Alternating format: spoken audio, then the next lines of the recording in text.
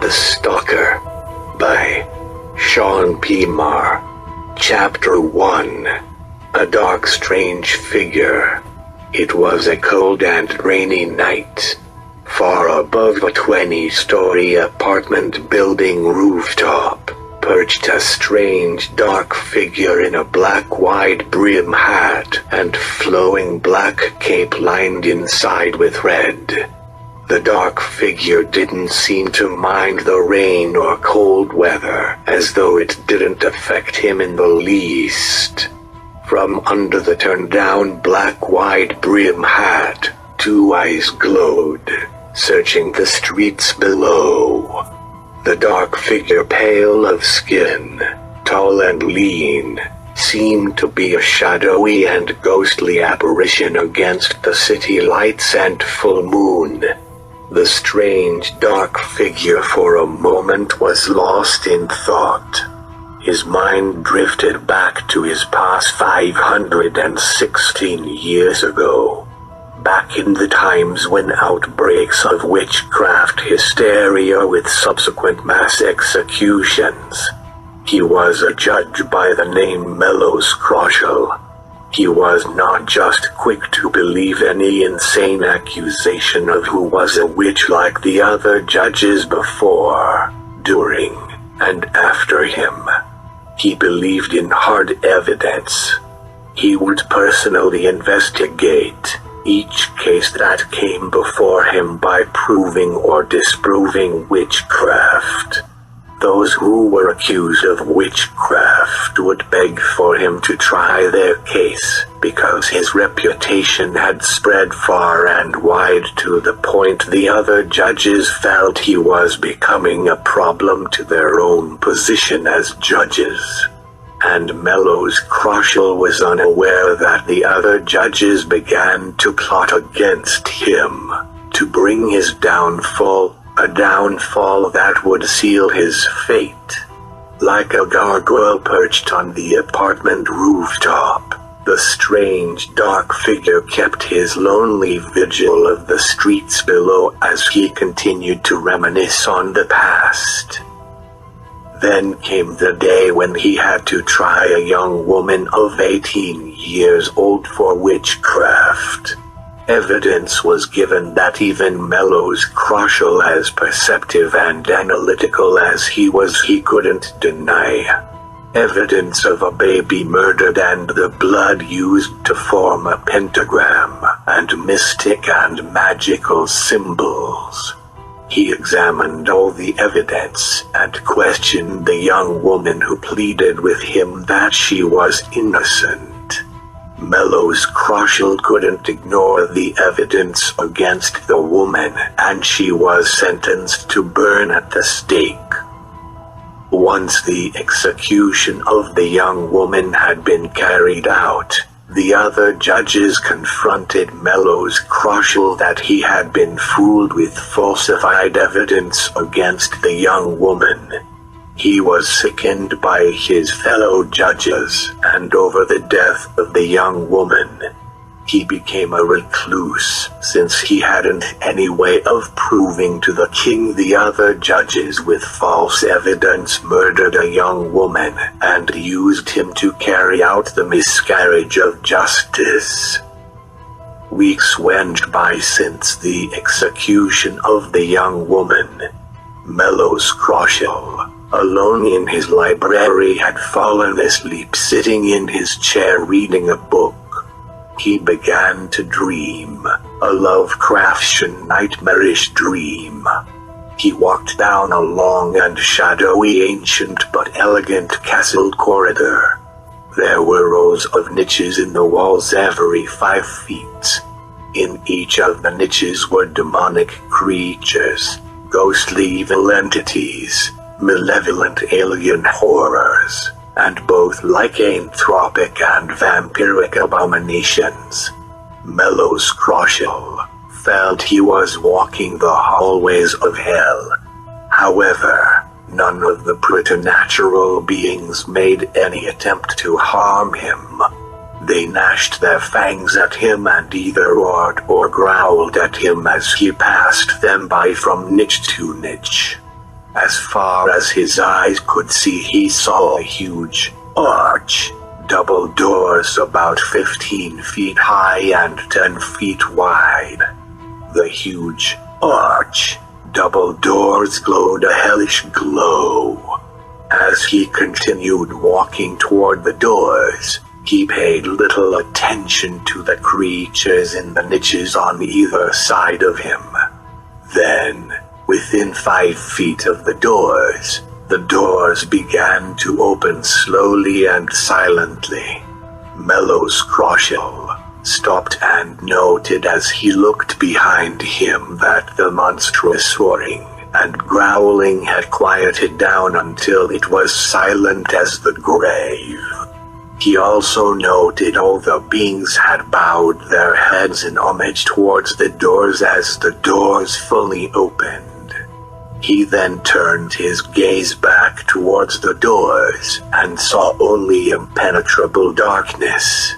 He sensed an omnipotent, feminine, psychic force reaching out to him and drawing him irresistibly into the darkness beyond the threshold. Mellow's Crosshill felt like he was drowning in the inky darkness as he felt himself falling in endless void as the omnipotent feminine psychic force kept a hold of him, pulling him through space and time. Then he saw a glowing ghostly golden pentagram, like liquid gold. He fell into the liquid gold like a rock, and saw in the next instance an elegant tiled floor coming up to greet him. He body slammed the floor, and it took him a few minutes to recover his bearings, and found himself in an ominous throne room. The ominous throne room had some of the walls draped with blood-red curtains that seemed to undulate like water on the lake. The walls that didn't have curtains were of ebony marble, and what looked like skulls of various types from bizarre creatures to a human embedded into the walls. The ceiling was dome-shaped and made of mirrors trimmed with gold. In front of him was a throne made of ebony marble and carved with mystical symbols in gold. And sitting on the throne was a woman. The woman had long black hair past her shoulders, ruby red lips, milky white skin, green eyes that penetrate one's soul. In those green eyes, Mellow's Crosshill felt she was reading his life imprinted on his soul. She wore an ornate blood-red hooded robe trimmed at the edges in gold. She wore the robe open, and he could see her naked, slender, athletic body underneath the robe. And though her face was exquisitely beautiful and fine-featured, her eyes were as cold as ice, seething with anger staring at him. He placed her age around 25 years old. He guessed she stood around 6 feet tall, her weight around 110 pounds, and what looked like to him was a tattoo pentagram above her vagina which was completely shaved. The instant his eyes saw the pentagram, he wanted her. He knew how he felt wasn't natural, because the urge was eerily hypnotic. He never seen this woman before, and from her stare felt he had done her some wrong, and yet couldn't figure out how since he never came across her in his lifetime. Mellow's Crosshill, lying face down, tried to get up off the floor but found he couldn't. Casting a glance in her direction, he saw her lips slowly formed into a sardonic smile. Anger filled him, feeling helpless to such a malevolent creature or whatever she was. The woman stood up from the throne and sensually walked over to him, all the while sardonically smiling at him. Her feet were dainty and bare. She placed her left foot firmly on the right side of his face as he watched her from his peripheral vision. She spoke in a voice that one wouldn't get tired of hearing. A feminine, alluring voice that captures one's attention. A voice that makes you forget all else and focus on her words. Mellow's Crosshaw wanted to see more of the woman, but couldn't even move his head. And her bare foot, though soft and cool to his skin, pressed against the right side of his face, could feel the weight of that foot like she meant to crush his skull. He closed his eyes as she laughed out loud, her giddy laughter echoing off the walls. "It would be so easy to crush you underfoot," she said as she pressed down a little harder on the right side of Mellow's Crosshal's face. "Who are you?" asked Mellow's Crosshaw brusquely as he spat out the words through clenched teeth, enduring the pain the weight of her foot caused on his face. "What have I done to you? Who am I?" she replied mockingly. "What have you done to me?" She pressed her foot a little harder. Then in a voice of fury and rage, "You murdered my innocent sister. That's what you have done to me." "Who and how I am to blame for your sister's death?" pleaded Mellow's Crosshaw, confused by her forcefulness of her accusation. Then he remembered the innocent girl he was tricked into executing. "I see you remember now," replied the woman as she removed her foot from his face. "She was innocent, did no harm to anyone, and I was too late to save her from a death she didn't deserve." "If you know who I am," replied Mellow's Crosshaw, "then you would also know I always base my judgment on fact, not mass hysteria of the public. As perceptive as I am, I was tricked with false evidence. And there hasn't been a day or night of peace for me since I found out that I put an innocent woman to death," continued Mellow's Crosshaw, his voice full of remorse, and the tears welled up in his eyes at the memory. "I know you have great preternatural perception, and yet you ignored your instincts that my sister was innocent. She pleaded with you and you remained steadfast to the facts made up by false evidence," replied the woman as she returned to her throne, sat down, and looked down on Mellow's Crosshaw. "I will now pass judgment on you, O great and preternatural perceptive judge. Come here before me and receive your eternal sentence. And you will have your chance of punishing those who had tricked you," continued the woman as her beautiful face hardened with righteous determination. Mellow's Crosshaw, now being able to move, crawled forward towards the throne using his hands to pull him along. His eyes locked with hers, the woman who sat in terrible judgment of him.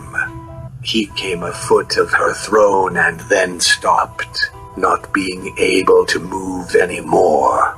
His eyes still locked with hers. "You have hunted us down," she said with anger as she swiped her right arm from left to right as though she was addressing other people in the throne room. Mellow's Crosshaw was able to move his head enough to see women appearing like phantoms out of the darkness and shadows. A few he recognized as full-fledged witches that had been executed, and others he didn't. As he looked to the right and left of him, he figured there were at least 100 or more young and old women in the throne room, all looking at him and pointing an accusing finger. "These are my fellow sisters whom been hunted down and killed," continued the woman as she stood up from her throne and pointing an accusing finger at Mellow's crotchel. "So be it then. So shall you hunt and stalk relentlessly all humankind until you become the hunted." The other witches in a chorus chanting voice repeated the same words. "So be it then. So shall you hunt and stalk relentlessly all humankind until you become the hunted." A loud thunderclap sounded throughout the throne room, and as the thunderclap subsided, all the witches let out with a horrible mocking wicked laugh as they slowly faded back into the shadows. Mellow's crotchel felt his body racked with pain, and his mouth burned like live coals. He squirmed onto his back and saw in the mirror dome reflection his face and teeth. He was turning into a vampire. "I am the goddess of all witches. My power is omnipotent," said the woman as she looked down on the prostrate Mellow's crotchel writhing in pain. "You will never die unless I will it. You will be indestructible, but still feel pain. Your heart, mind, body, and soul belongs to me. My soul belongs to God," screeched out Mellow's crotchel as he felt the pain throughout his body began to slowly diminish. "Not anymore," replied the woman with total finality as her whispered words echoed off the walls as Mellow's crotchel felt the floor gave way beneath him, and he fell into total empty darkness. At that moment Mellow's crotchel awoke from his nightmare, breathing hard and drenched in sweat. He looked around him and found he was still in his home. He closed his eyes with relief that what he experienced was nothing more than a nightmare. He got up and with great effort, since his body was sore from the pain he felt in his nightmare, walked over to a wall mirror to look at his face. He was taken aback from what he saw, for his skin was almost ghostly pale. His eyes were dark and slightly sunken in. With his tongue he felt his teeth, and found them to be sharp and the canine teeth long. He grinned at the mirror, and saw his teeth were that of a vampire. He looked out the window, and noticed it was becoming dusk. He looked back at the mirror again and realized he could see his reflection. He remembered what he had learned about vampires, and weren't vampires not able to see their own reflection in mirrors? Then it hit him like a fist, an overpowering hunger, an all-consuming bloodlust. Chapter 2: The Girl on the Rooftop.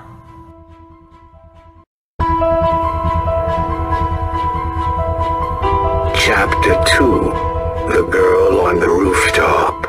The strange dark figure wondered why his instincts brought him to the rooftop of the 20-story apartment building. So far he noted nothing that would give him a reason to be where he was. Then across the street he saw a girl on the rooftop of a 15-story apartment building.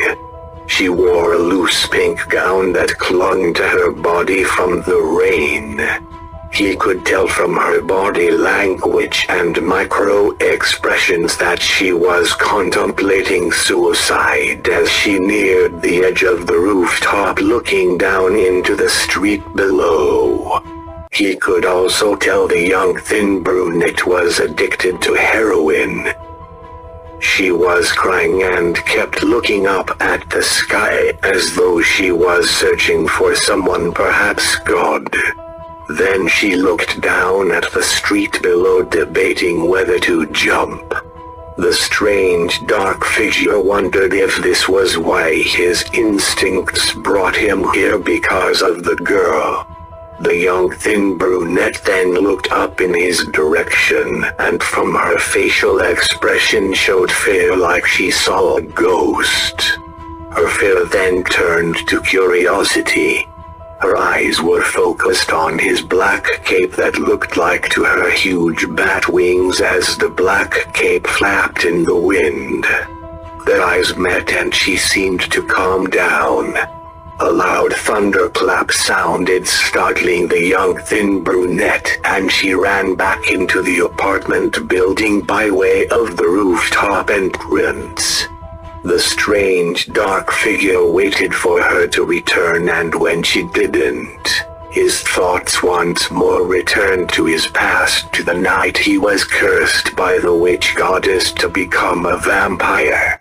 The young thin brunette reminded him of the witch goddess' sister, a frail, sad, scared, young girl. His thoughts turned to the judges who played him, sentencing a young girl to the stake.